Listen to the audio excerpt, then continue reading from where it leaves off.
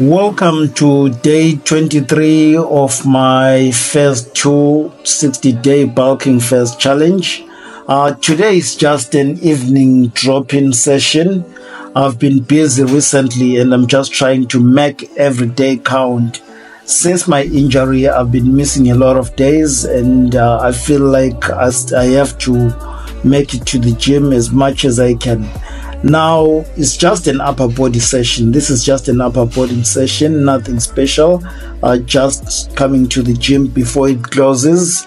And the good news is it's not far. It's not more than a week. In less than 2 weeks, I'll be at the new professional bodybuilding gym in China, which I recommend as one of the best bodybuilding gyms, if not in the world, but that I've been to.